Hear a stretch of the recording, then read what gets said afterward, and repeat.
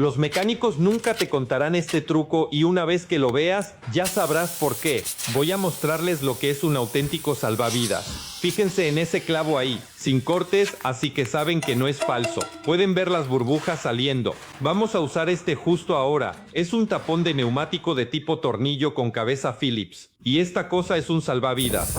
Ya no más pelearse con esas malditas tiras de reparación. Puedes usar un taladro o un destornillador, cualquiera de los dos vale. Mira eso, no quedan absolutamente burbujas. Vienen individualmente empaquetados en estas pequeñas cápsulas, así que no tienes que preocuparte de que se peguen entre sí o se sequen. Ahora mismo están en oferta, 60 unidades con un 60% de descuento y envío gratuito. El enlace está abajo por si quieres probarlos.